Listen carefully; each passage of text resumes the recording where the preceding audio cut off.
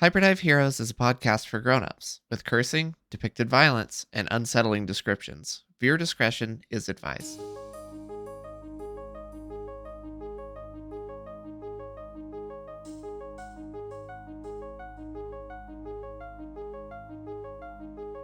Dear Journal, victory is ours. Chaos the Beast has been vanquished and Metaberg saved. However, to me, this victory is bittersweet, as it comes with yet more questions. Chaos spoke of loops and remarked about our party's irregularity compared to previous heroes that they have faced. This confirms to me that we are not the first hapless souls to be dragged into whatever hell this is. But such musings shall be tabled for now, as a more pressing concern calls my attention. How the hell do we get down from here?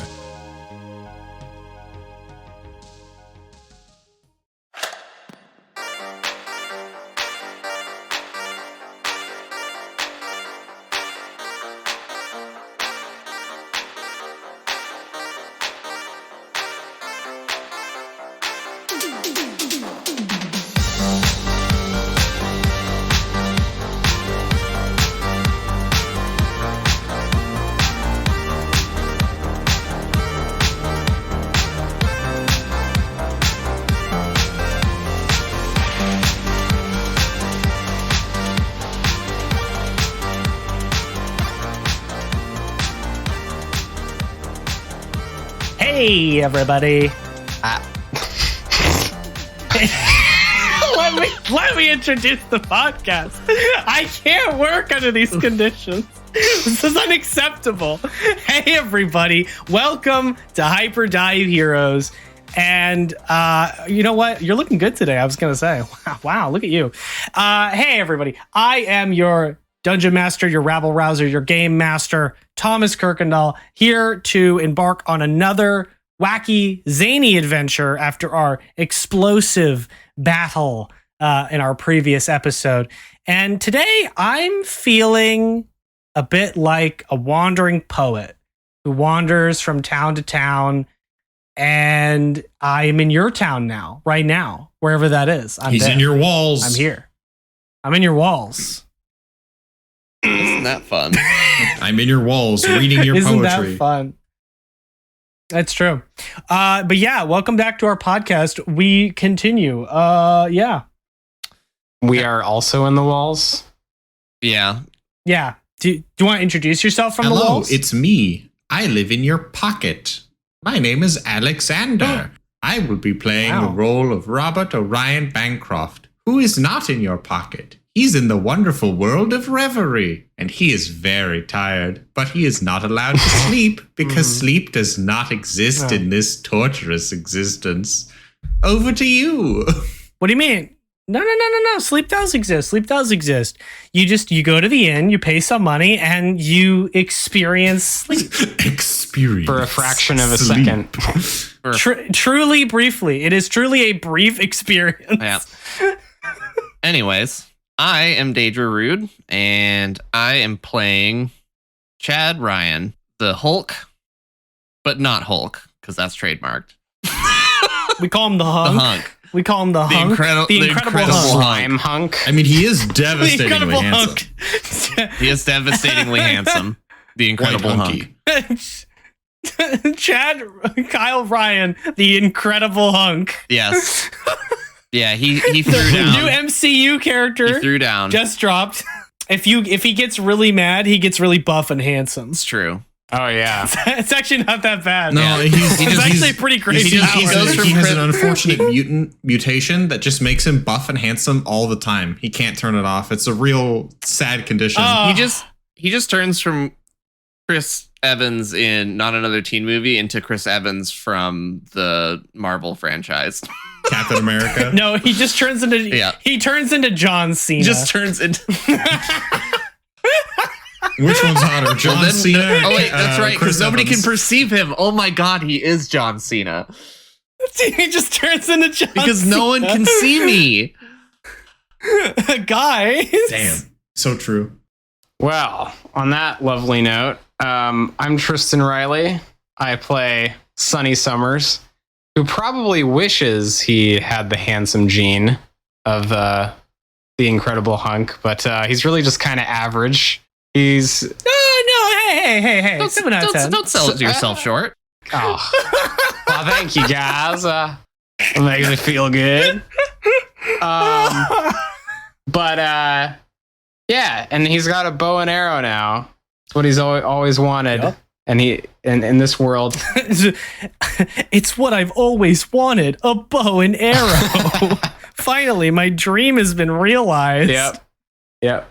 And he apparently is the hero. The hero. The hero, no one else. Which is like not really true, but he's gonna pretend like it is. He's gonna pretend. He's like, Robert, this is the only win I'm getting. You gotta let me have it. He's actually not really, but Robert kind of gave him permission in front of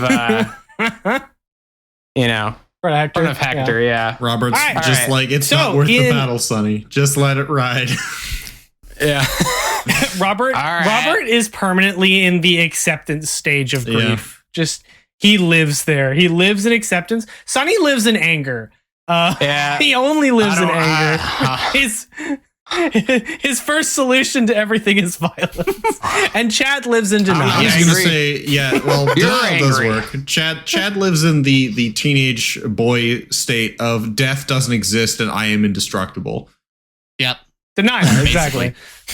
Denial. That sums up my character. Refusal. Though I am starting to come to Refusal terms with to it see. quite a bit. Well, I don't know. You Because did just realize that when mortality you is lose all becoming your more wounds, real. you don't die. You just break and can be repaired. So you literally can't die. Yeah. But there's also a different kind of horror of realizing that if you break and there's no like repair bench around, you're effectively trapped, immobilized, but still conscious for an indeterminate It's amount true. of time, which is a different kind of horror, like the worst kind of sleep paralysis. Yeah. Like, Sleep like, paralysis truly inside of horrifying. a video game. That just sounds not Ugh. great. Yeah, it's a different kind of horror. Fun. So we come back to our story right after the battle with the beast. Marlon has just fallen and knocked himself unconscious again. And all three of you are standing around Marlon's body, and Hector, who is standing there with his like sweater vest and his like little spectacles that he has on the front of his nose, and he's got his big hands together and he goes, well, this looks unfortunate. He was probably a faster way to get down, but we could just climb, I think. Can you not call Horton? Oh, Horton. Yeah, no, I could. I don't know where he is, though. I think he kind of like flew off somewhere. So we could go to the edge and wave a bunch. But, you know, we're kind of above the cloud line. So I don't know if he'd see us. If anyone's got like a speaking device to make their voice really loud, maybe we could give a big holler off the edge there. I've got this, and I hold up the loot. Oh, sure. I mean, like, you can definitely try. Sure. Let's. Sonny give it a looks shot. dubiously at the loot. I go to the edge. I clear my throat. And I start playing really fast and really loud, just going, help! Help us! We're stuck up here! All right. That'll work. Has to. Yep. Just not even singing. It's just Robert screaming off the edge. Help me! Help us!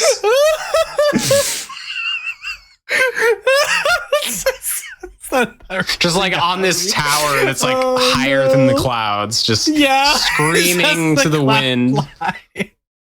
Screaming out to the Horton! sky. Yeah, Robert, Can you hear me? I'm here! please give me. I'm just thinking of Marlon's hat just being like, no one will be here to save you. You are all alone. Marlon's hat is on his head, and the eye does swivel to look up at you, and it just Weird like fisheye. stares dead into your. Yeah, the fisheye stares dead into your soul, and you hear it say, "Time is running out." Sonny like takes a reflexive step back and then like checks himself against the edge of the tower, just like, I'm uncomfortable. Robert, make me like a performance roll with, I think, like a boon roll, because you get a boon with like performance rolls, lore tasks and performance rolls. So yeah, roll me a boon roll. That's a 2. Okay. I'll take the 2 karma. So Robert stands at the edge and just screams for, how long do you do it before you stop? You know what? Let me roll a d6. Okay, for 5 uninterrupted minutes, Robert screams off the edge of the tower.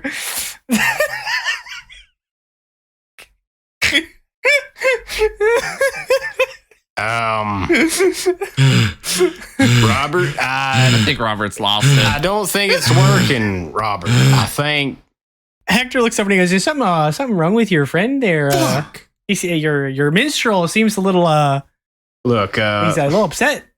We've been through a lot lately, so what's this voice you're doing now? Like, you were talking different before. Now you're doing like a different voice. You dropped like a lower bass all of a sudden." He says, "What's going on with that?" Lots of dust in my throat. I thought you were doing like a character voice thing. I was like, oh, that's kind of neat. Yeah. Well, while this is happening, I'm gonna go check on Marlin and just see if I can get him to wake back up. You crouch down. His fish hat's mouth opens, and another fish wiggles out of the fish hat's mouth. No. This is deeply upsetting. Marlin, I start shaking Marlin. Marlin, wake up. Marlin. Marlin. I slap him across the face. Roll me a d6. Roll me a d6. Roll me a d6. Now See how Chad's you getting get. violent. All right. It's not just me. 5. Okay, yeah, his eyes open wide. Don't make me go back there, mommy. What? And he looks up. I'm not gonna ask what you were dreaming about. You heard nothing. I heard nothing. That's right. That's good. You heard That's nothing. between you Mandatory and wizard whatever camp. that problem is. Anyways, we need to get back down to where the rest of everybody else is. So if you could help maybe get a fish summoned to fly us down there. He looks over to the edge of the tower. Is he okay? And it's just Robert still screaming at the edge of the tower. That's to be debated. I don't think Robert's okay. I think I've seen him throw up like multiple times since we've been here, and I think that he needs to go to a hotel so he can wash up and rest. So yeah, we should probably get going here soon. Hear my cries! Do not forsake me! I healed you! Please! I beg of thee! Robert, so about like 5 minutes passes and you kind of stop like heaving and you turn around to see Marlin has gotten up and has returned to consciousness.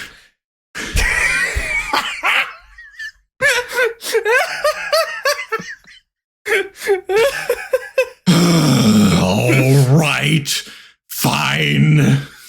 Put the loot away. You come marching back and Hector goes, "Hey, you're right there, bud." Just so sad and defeated. No, I am not. Horton looks over though and goes, "I gotta say though, defeating one of the 3 generals is quite the feat. You really must be a legendary hero, and so I gotta say, I think Reverie must be in good hands if you're able to do all this, eh?" And all of a sudden, you see from the foot of the tower, there's a shimmer of light. And at the very center of the platform, boom, a mote of light shoots up into the air. And it's like multiple cubes combined in on each other, rotating and spinning, just hovering, and then lowers down to about chest level, floating in the center of the platform. Neither Marlin nor Hector seem to react to it. What the hell? Okay, I'll approach it. What the hell is that? I don't know. Probably loot. It is shimmering and shining, kind of like that crystal orb that you guys touched at the start of your adventure when you all get your hero paths.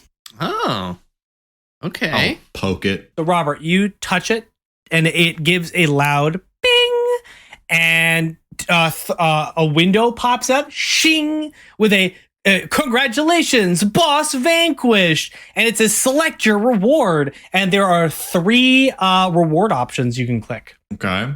One of them is vitality, which is, it says increases your hero's vitality. One says heroic prowess, which increases your abilities as a hero, and the other one says upgrade an item, which allows you to upgrade an item. Cool. All of these bonuses are described by telling me that they are these bonuses. This tells me nothing. Once again, the tooltips are awful in this game. I hate them so much. What a wonderful way to end the boss fight with a tooltip that doesn't tool anything. Item, hot dog. Description. It's a hot dog. Robert, actually, Item, with Master of the upgrade, Digital heroic Languages prowess. and Detail-Oriented, with Masters of the Digital Languages and Detail-Oriented, give me a double boon roll. Okay. 5. 5. You start to have a theory, not a confirmed one, but it starts to cross your mind of everything you've seen throughout this adventure and all the places you've been and all of the sort of like half-baked hodgepodge mechanics. You start to wonder, is this game incomplete? Probably. We're alpha testing. Unwillingly, but... Yeah, but something about it sits weird with you. Like, you've said that before, but something about it just, you're not quite sure what. It's like an itch at the back of your neck that you can't quite, or like a thing at the tip of your tongue that you can't quite put into words. But like, as your game developer instincts are telling you that something is off. Goddamn generative AI game development.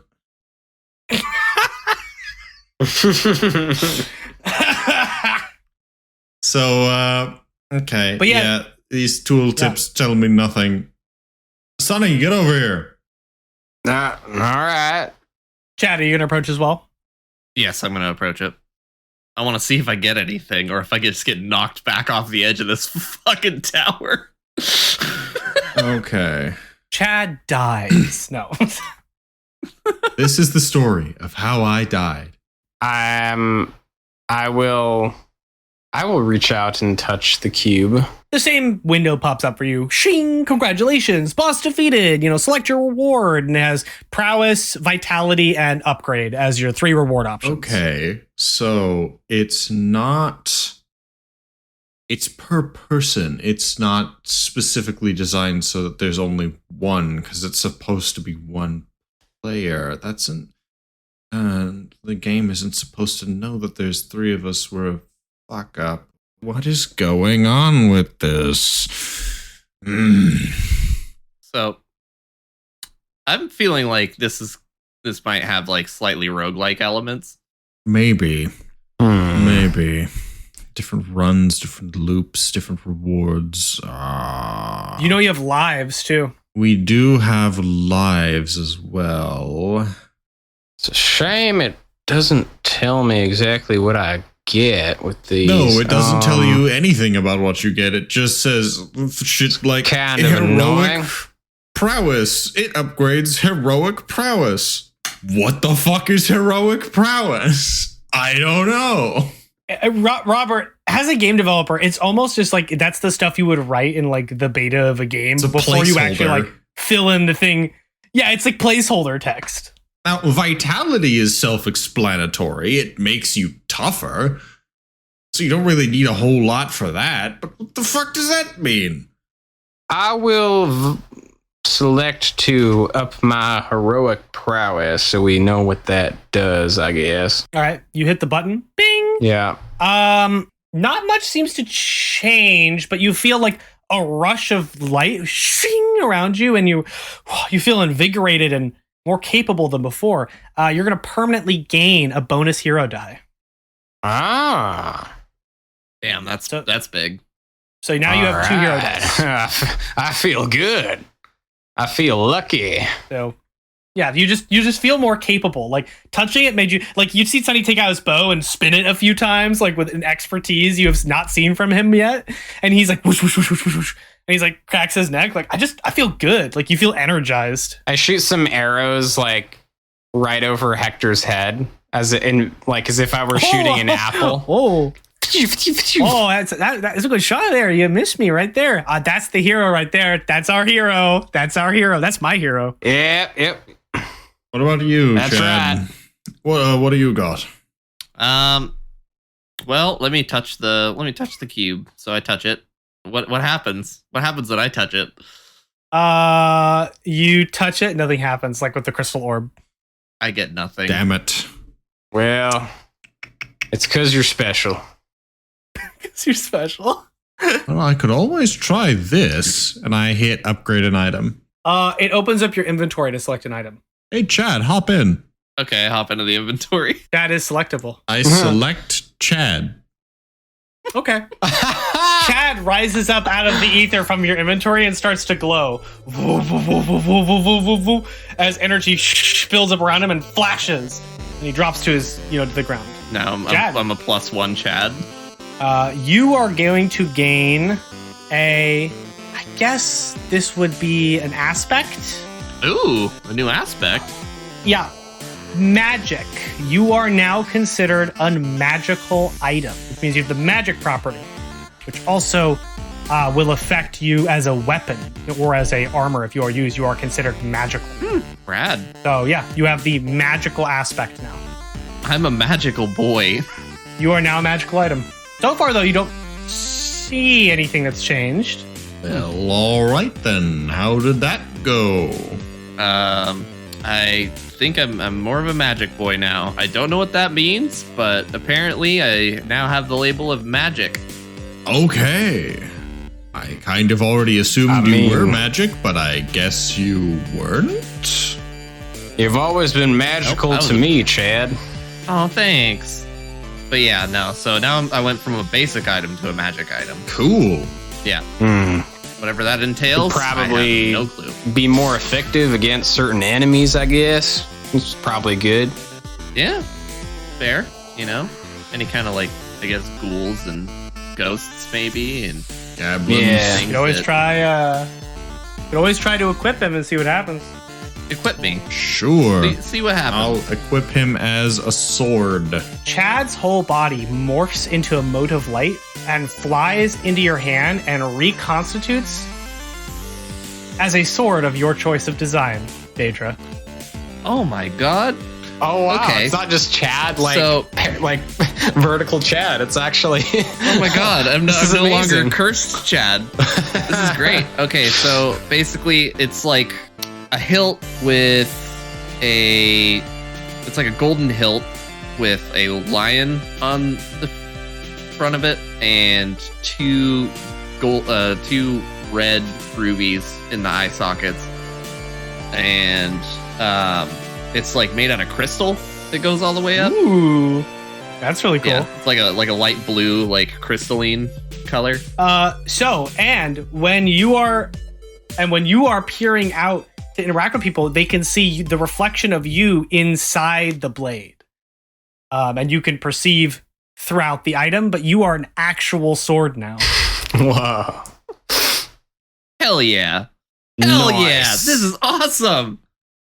Look, I'm a cool Robert sword. starts I'm actually a cool sword doing now. some flourishes and some actual HEMA moves, and he's like, "Oh my god, an actual sword! Oh my god, I can do stuff with this." Because you have the magic tag now, and people already had a boon for using you. Using you as a weapon counts as a double boon attack. Ah, nice. Sick. Yeah, that's big. So you are a very potent magical weapon when you transform into that Well, mode. I say that was an Cool. upgrade well spent. That's really rad. Yep. Magic Chad. I will equip him as armor. The mote of light sword vanishes and wraps around your body, and it transforms into a full suit of armor of your choice, Daedra. What does it look like? Is there any resemblance to football padding? Is it football armor? Yeah, no, I was thinking exactly that. It's like a full set of football. It's like a full set of like football gear. So it's got the shoulder pads, the helmet, and it's one of those helmets that only has like the one like bar across the front of it. Yeah, but is it like fantasy themed or is it just a normal football outfit? Oh, it's a normal football outfit. 100% normal football outfit. Such wild whiplash in contrast to the sword, which looks so magical, and then the armor is just football gear. Robert looks down and examines himself and just goes, well, this is decidedly less fantastical. Sorry, it's the only thing I could think of at the moment. It was a split second decision, and this is what I came up with. Fair enough. I suppose I didn't give you much warning. It's the armor that I put on almost every day when I go to practice. Oh, there you go. Marlon from the sidelines goes, if you think about it, we're all always putting on the armor we wear every day when we go out the door. Sure, Marlon. Yeah. Sure. All right, let's get the fuck off this tower. Okay. But Chad, from this point onward, other than being magical, whenever you transform into an item, as per your equip feature, you will actually transform into an item and not a cursed man being held. You are an actual transforming magic boy who can turn into magical equipment. Oh, it's so cool. I love that.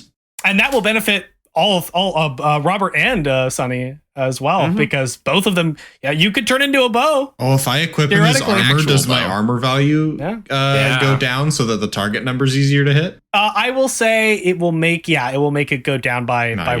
Nice. He improves your armor value by 1 by wearing him. Hell yeah. That's rad. And because he's magic armor, he also lowers the threshold for your miraculous save when worn too. There you go. Ooh, that's huge. Because he's magic. Sexy. Big buff on Chad. Yeah, that's huge. Huge. All of you approach the edge of the tower, and Marlon goes, okay, time for me to do some powerful magic. And he holds out his hands, and a gust of wind blasts him off his feet as he falls back onto his back as Horton crests the edge of the tower and lands on the edge of it. As Marlon is blown back by the wind. Oh, thank God. Save a fish, ride a dragon. Horton looks over and goes, hello there. Am I too late? Too early? Just in time, actually. You're right on time. Right on time. Good. Marlon's just laying on his back in the background, spread eagle. I'll help Marlon to his feet. Help him up. The side of the dragon opens up to reveal those rail style amusement park ride seats that are in the side of the dragon. Hector looks over and he goes, I'm a bit too big to fit in there, so I'm just gonna hop off the side. And he jogs over to the edge and just leaps off. Well, all right then. What? There he goes, I guess. There goes our hero. Sonny runs over to this edge of the tower and just kind of looks down. He is like Tarzan sliding across vines and leaping between them on his way down. Oh, dang! It's an agile minotaur. All right. Yeah, he can do full 30-foot leaps between jumps. Damn. That is an athletic man. That's Climb impressive. into Horton's dragon stomach. Same. I will. You guys strap in. The door shuts. And you hear a voice go, thank you for flying Air Horton. We will be departing shortly. Please do not leave your seats. There will be turbulence. And the dragon raises off the ground. Marlon is in the seat and he's kicking his feet up and down as he's sitting there. Good for him, man. And he goes, this is fun. Glad you're enjoying yourself. I'm glad you're enjoying yourself too, Marlon. You seem to be in a little bit higher spirits. And he looks over and he looks over and he goes, if I pretend nothing's wrong, it hurts less. Robert will just nod understandingly. Yeah. And he just smiles Okay, and Marlon. nods. I pat him on the shoulder, just like, okay, buddy. Yeah, everything's fine.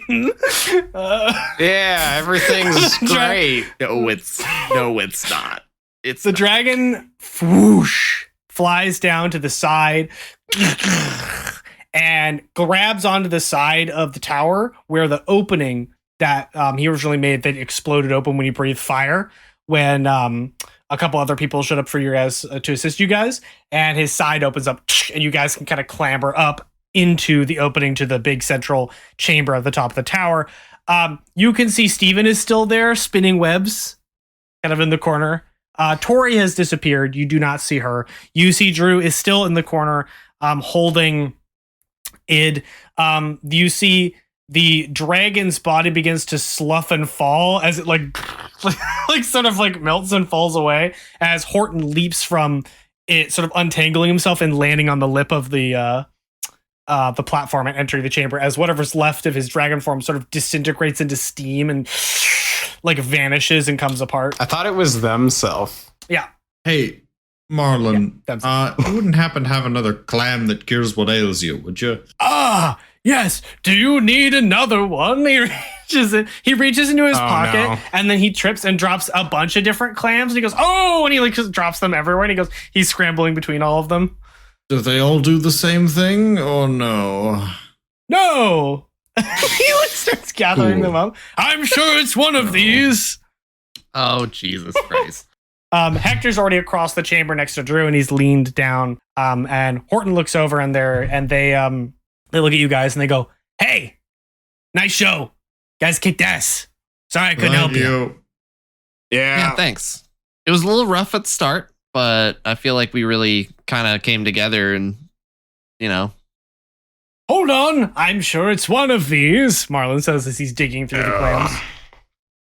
He then like accidentally like drops more of them and makes an even bigger mess. Can I try and I'm just gonna start touching clams. I'm gonna start myself. I'm gonna start touching clams, and so that way, like, I could like actually see the label of each clam. There's no label on them. They're just random clams with nothing discernible about. No, I mean like using my glitch ability that like allows me to like see like the actual like properties. Well, it would take a while to do one at a time. So if you want to use glitch dice, you could try to do like a mass. Like, okay, that sounds good. I'll try and pull up multiples at a time. So yeah, how many dice you want to use? I'm gonna go with 2. Okay, it's not high difficulty. Oh, another 1. That's the one. You got a hero die. True, I do have a hero die. I feel like we're not really doing a whole lot of like extra big scary things. So I'm gonna spend that hero die. I have such a good glitch for a 1, but if you want to fix it, I'll spend my hero die. Okay. 4. All right, cool. Yeah, you go over them.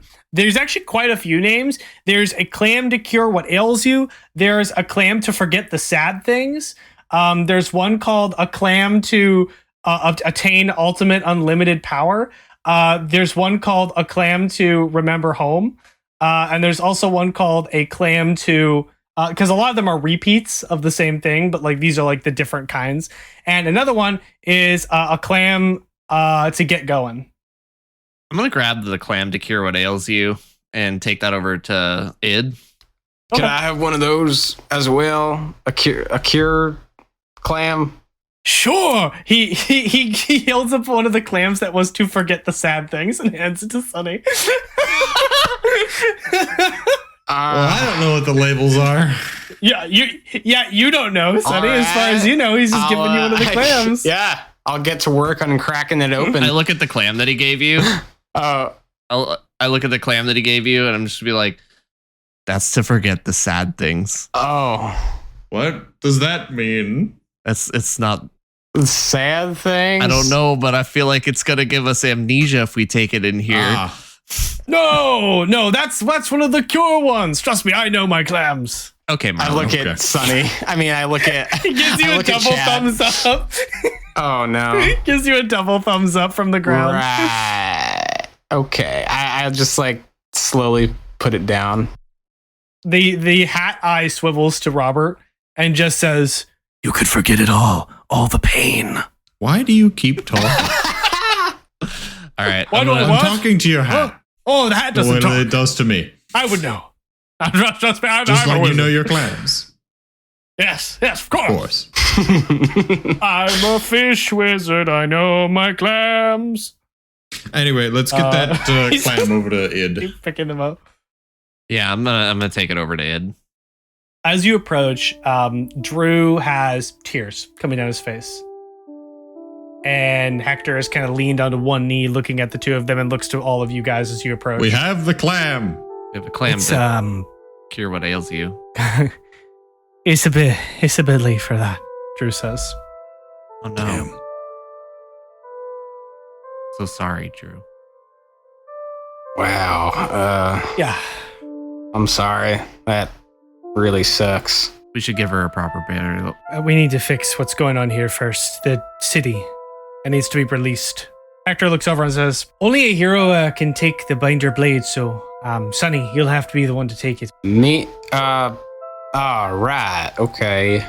Sure. No offense to your minstrel, but he seems nice. But he seems nice. But anyway, he's no hero like you. Well, he's pretty damn heroic as far as minstrels go. I will say. Yeah, well, as far as minstrels go, yeah.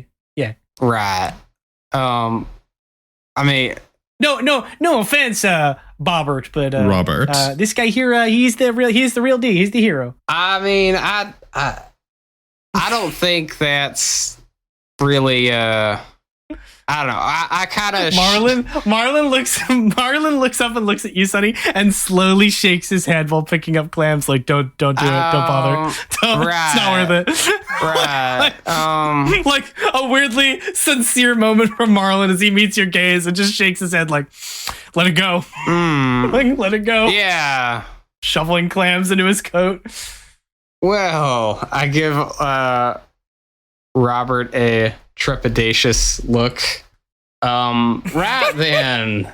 Well, if finding the binder blade's the only way to set the city free, I guess we better go do that, minstrel. You can just say my name, like you usually do. Sonny suddenly starts to become super egotistical. He's like, come on, sidekick.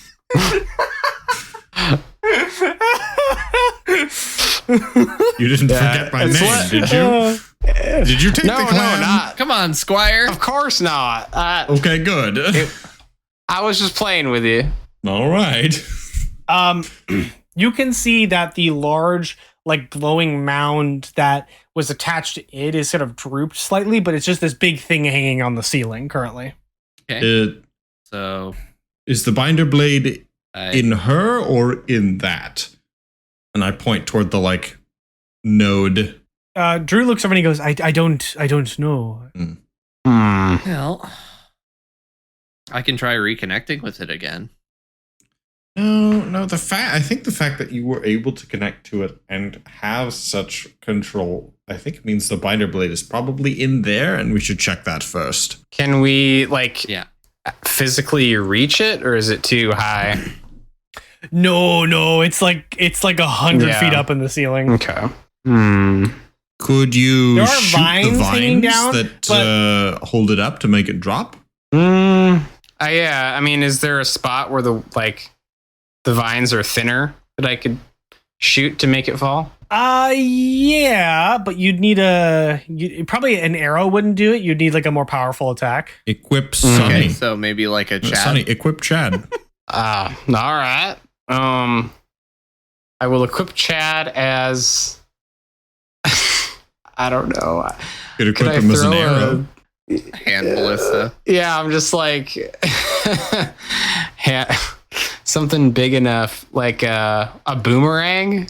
Can I equip him as a boomerang? There you go. Like a sharp boomerang. Yeah, you know what? The mode of light. Chad vanishes into mode of light and travels into your hand. And what boomerang form do you take, Chad? I'm gonna say that he turns into not quite a boomerang, but more like a 4-pointed shuriken. Yeah, shuriken, like a nice. Yeah, like fucking Yuffie from Final Fantasy. My super shadow shuriken from Naruto. Yeah, I was gonna say it's like the fucking giant shuriken from Naruto. Just Oh yeah. All right, that's how we're talking, Chad. And I just like, chuck it right at the vine thing. yeah, shing. All right, maybe a double boon roll because Magic Chad. All right, double boon. Okay, here we go. Hell Ah, damn! Roll me again. 6. It's a crit. That's a 6. All right. Yeah, roll again. Hey, That's a 6. another Oh 6. damn! Roll again. Roll again. All right. Okay, just 2. That's 2 strikes though. So you chuck the thing with a flawless throw, whoosh, with this like effortless, flawless execution in your toss, and you see Hector look up and go, "That right there is my hero. That right there is my hero. Let's go, let's go." Oh, Where's Alice? And Alice is laying on the ground on her back with her arms splayed out, looking at the ceiling. Same. The shuriken flies through the air and shoosh, slices across the side of this thing, and as it rips open, green sappy goo is dumped, whoosh, falling down, and splatters all over the 3 of you. oh. Except for Chad, who I didn't spins think off I as a was standing shuriken. under it. Okay, then just if you're not standing under it, then it's just Yeah, because Sonny. I thought but we it is were a wide trying area. to get it to drop to the ground. Well, it splatters. It like falls and like splatters out. So since the 2 of you move to more of the center of the chamber, it does like splat, like the green sap does splatter into you guys. Except for Chad, who whizzes off as a shuriken and then hits a wall somewhere. I just sort of wipe it out of my eyes. Robert wipes it out of his eyes, nose, and face, and just goes, it's sticky like actual sap. So it's not even goopy. It's like Robert sticky. just goes, yeah, all right, why not? Sure, sounds good. What fun I'm having.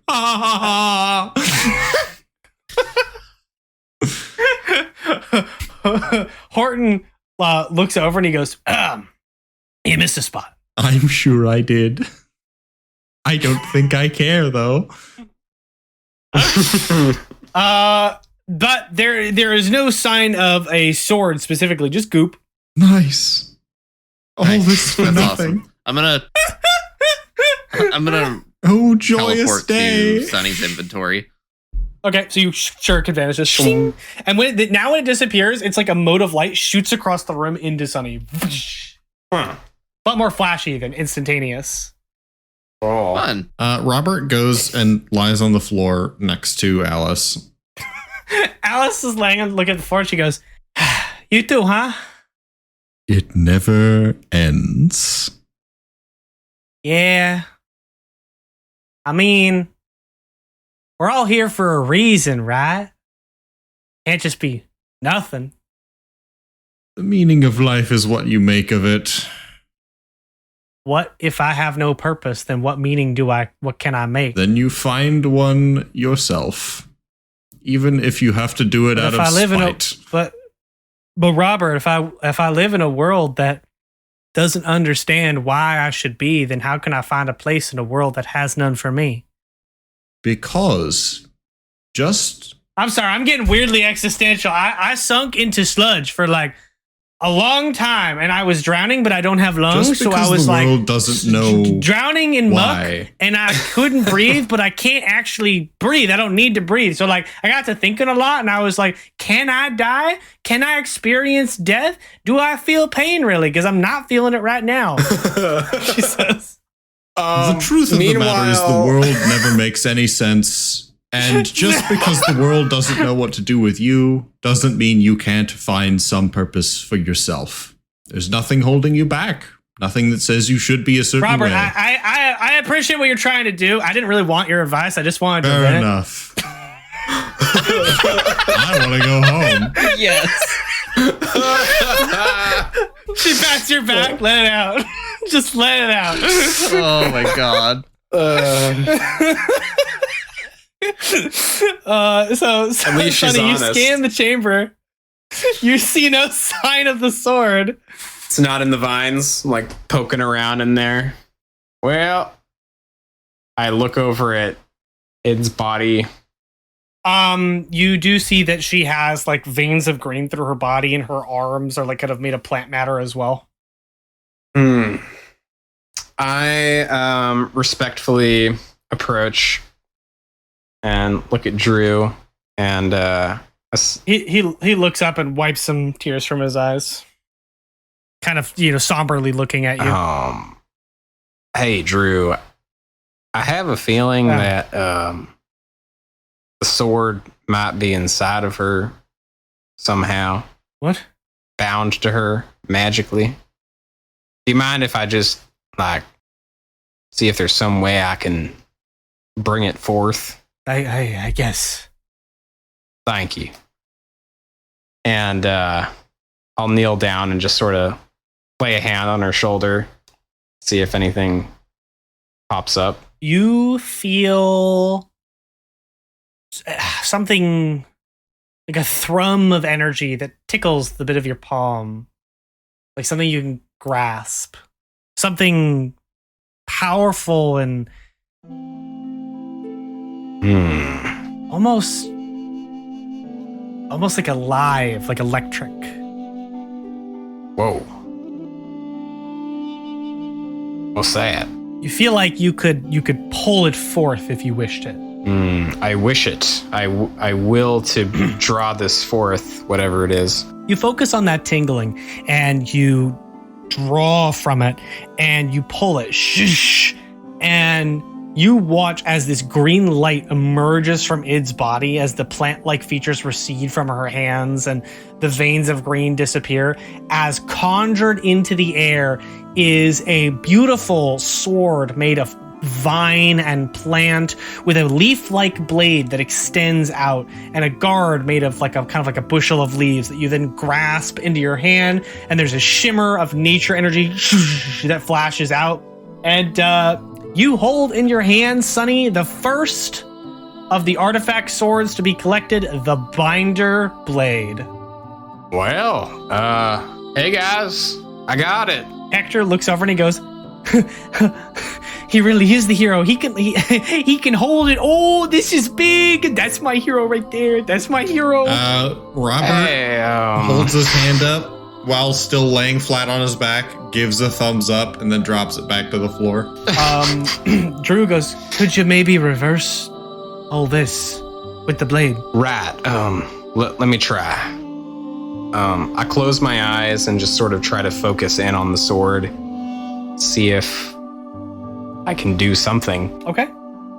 You focus on the sword and you're drawn to the center of the chamber, and you walk and you instinctively just drive the sword into the center of the chamber, and the whole place begins to rumble, and there's green light that stretches and snakes through all the vines and starts to rise around the chamber until the entire chamber begins to glow a luminous green color, but like a natural green nature-like color.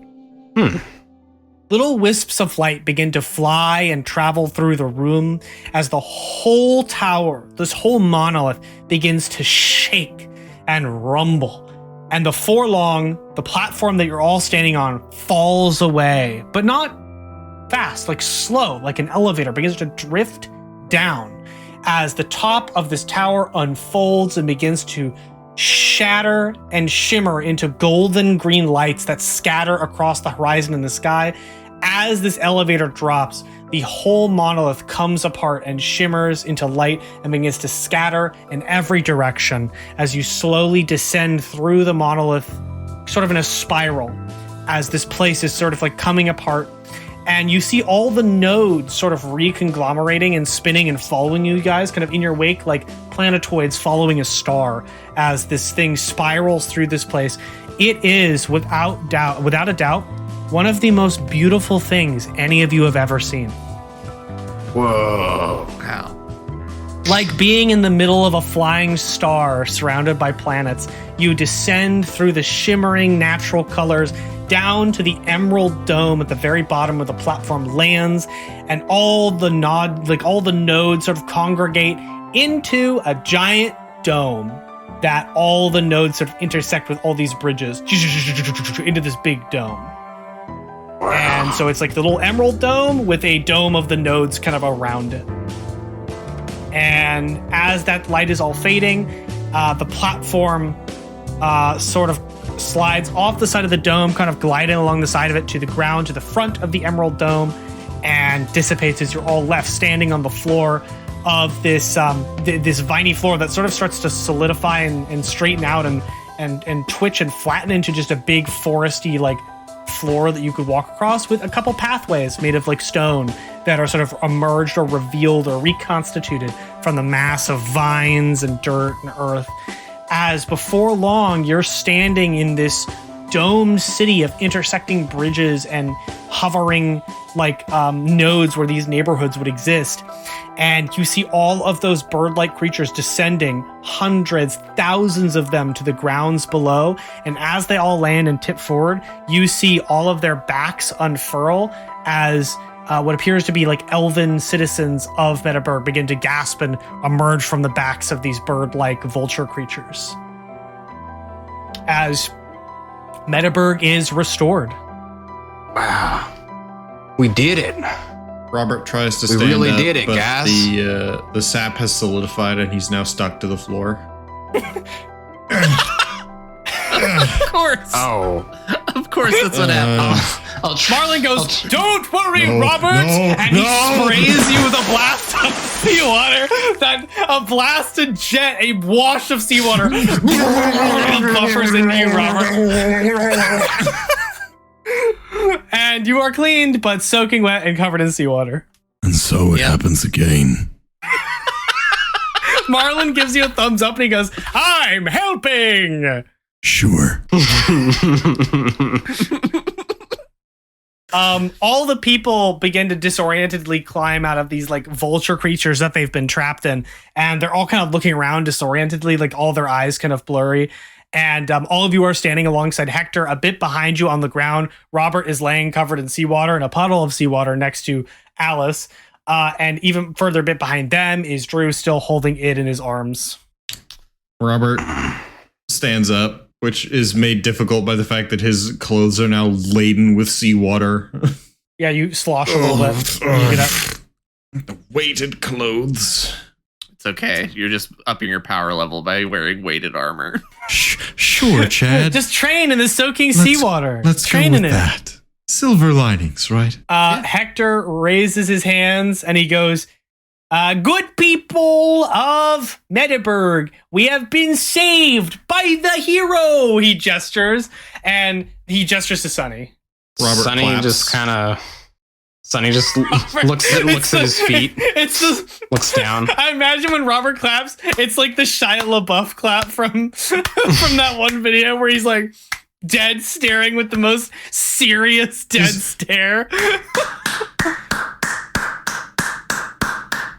Yeah. Just like cold, calm, so serious.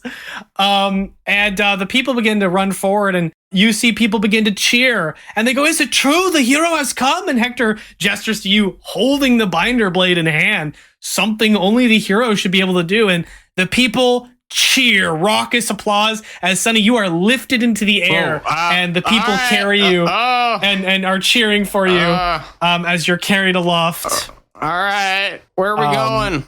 He goes, "And we cannot forget their amazing minstrel companion and their slime familiar." Robert does the like princess parade float wave. I mean, you could just call them my friends. You don't have to call them by their... The people cheer, "Yay! Minstrel and slime familiar! Yay!" All right. Start doing like jiggly dance move. From the crowd, a little elven boy with a little lute comes out and walks up to Robert instead and looks up at him. Hello. He just has big sparkly eyes and he goes, "You're adventuring with the hero? I want to adventure with a hero one day." Robert will just give like a pained smile and just go, "Adventuring's not necessarily all it's cracked up to be, kiddo." Alice slaps Robert's shoulder and leans down, and she just goes, "Well, I think that's awesome, and I think if you work hard, you can do anything you set your mind to, kiddo." "Really?" He looks up at Robert. Robert will pat him on the head and go, "Pursue your art, kid. Keep playing your music." "I'm going to be a hero's minstrel one day," and he runs off. Yeah. we just created an adoring fan. Robert sees him running off and just goes, I hope he's prepared. Bayazura.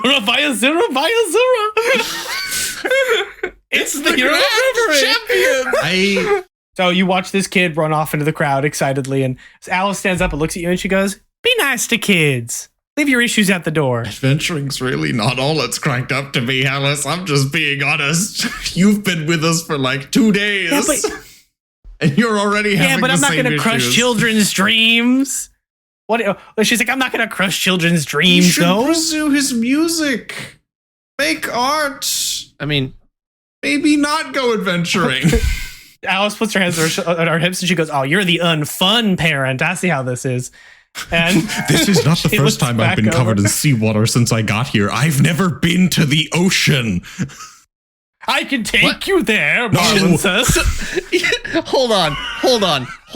You live in Seattle, Washington, and you've never been to the ocean. I haven't been to the ocean here, save that one time we went to the beach shack and didn't go in the ocean. I've been around the water. I grew up in a port city. Sorry, I had to clarify. Since we've gotten here, I want to point out that been in the this is ocean before, and I was like, no way is that fucking possible. I want to point out that this is Chad saying this. Chad has approached Robert and is like, wait, what? I've been around water, of course. I grew up in a port city, but since I've gotten here to Reverie, I've never been in the ocean, and this is the second time I've been covered in seawater. I can always take you to the actual ocean. Thank you, Marlon. I appreciate the offer, but I think I'm good. It would be real quick. We could go there and back lickety-split. I don't want to know what lickety-split looks like with your magic. I could show you the coral reefs. You just have to hold your breath. I think I'm good for now. Thank you, though. Offer stands. Good to know. You know, maybe we'll go check out those reefs after we're done dealing with all of the... in a lower voice. Marlon says, look, I get kickbacks every time I do it. I get less of a debt every time I do magic. I'm just looking for an excuse. You gotta understand me here. He says, we've already asked you to do so much magic today, Marlon. I know, but listen, I'm feeling hot today. I can feel the years of my life slipping away with every spell, but my debt's getting lighter, he says. The weight of time is slowly consuming my soul at a rapid rate, but my debt's less. Yeah, Marlon's on them on that magic drugs. Feeling it. No, feeling it. Get your mindset on that grind set like Marlon the Blue. He goes, no, just a reminder, every time I do cast a spell, a bit of my life force does go to Don Den. So, like, there is that part, but less debt. Less debt. Sounds like the real world. Horton looks up and he goes, what? What about life force thing? Marlon looks over, grabs Horton and goes, you heard nothing, and then turns and sprints away from you guys. Just as fast as possible, just running away. There he goes. There goes my hero. Watch him as he goes. Oh, so yeah, Marlon leaves. Horton looks over and he goes, should I be worried about that? Probably. Oh no. Hear Horton say. At this point, the parading crowd comes back and deposits Sonny. Sonny has a bunch of flower wreaths on. He's covered in several shawls of multicolors, and there are people like cheering and like patting his shoulder. And he looks like he's like lowered down from the crowd in front of all of you, but he's got this face of like, I have just been moved through thousands of people showering me with compliments. Many people have touched me in the past few minutes. Yeah. I'm tired. I put my hand on Sonny's shoulder and just go, me too, buddy. Hector walks over and places a hand on your shoulder and kind of moves you behind him a bit to the people. And he goes, now, I know you're all excited to meet the hero and we can have a big celebratory banquet later. For now, everyone return to your homes, take stock of things. And tonight there'll be a public statement here at the Dome. So meet back up here and we'll see. He looks at you guys like how much time you need, basically. Tomorrow morning, he says. Everyone cheers, and he nods and he gives you guys thumbs up. And the crowd starts dispersing, and he comes over and he goes, I have a residence here in the city that you guys can stay at free of charge. You don't have to get it in. Thank you. Oh, well, Normally I don't do this, but you can bring your slime pet too. oh, well, Thank you. That's very generous. Thanks for that bit of light racism. It's I fine. pat you on the shoulder, Yours here. Chad. He goes back over to Drew, still holding Id. A lot of people have actually gathered over by Id and Drew still. Not as many people have dispersed. A lot of people are like on their knees, like people are kind of crying and like holding onto each other as he just holds her in his arms. Robert will go over to them. Yeah. Drew looks up. I'm sorry for your loss. I'm fine, he says. Robert knows he's not telling the truth there, but doesn't press him on it. He'll kneel down and just go, "She really was strong, wasn't she?" Stubborn, but yeah, strong. She did good. She never really listened to me, you know? You should have heard I mean, when we were trying to get her to listen. she is the most stubborn person I've ever met. And he starts to cry again. I'll give him the sort of side shoulder hug. Hector leans down and places a hand on Drew's shoulder, and he says, we'll arrange some funeral rites tomorrow as well. I feel like that's one of the first things. She saved the city just as much as we did. Yes. He gives a long sigh and he goes, there might be a way to help her. Help is an interesting word to use. She is a plant wizard, and that does mean she can regrow. Drew looks up, his eyes light up, and he goes, "It's possible. I didn't know. I didn't think." And then he goes, "There is technically somebody who could jumpstart it. Chad, quick, enter creative mode and spawn bone meal." There is one spellcaster in all of Reverie that has the ability to mend almost any injury, perhaps even death if it's recent enough. The princess. Right? Oh, right. She has healing magic. Wait, forgot. Wait a minute. Yeah. That's right. Drew looks up and he goes, "But they're so far from here. How would she get here in time? You need someone who could teleport." Marlon can teleport. Marlon ran away. Where is he? However, and I look at you, Chad. You can teleport. Actually, can I fast travel? I open the map. Okay. You open the map. I press on the capital. An option pops up. Travel to the capital of Reverie. Let's fucking go! And I press travel on the capital.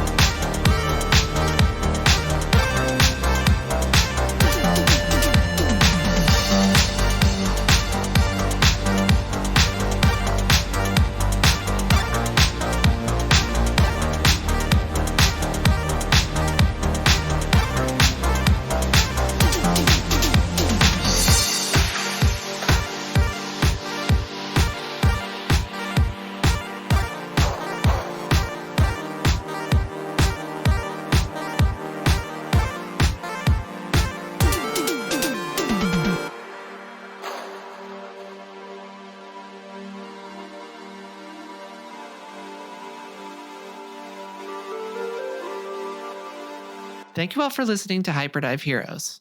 If you like what you heard, please make sure to like, subscribe, and activate notifications wherever you get your podcasts.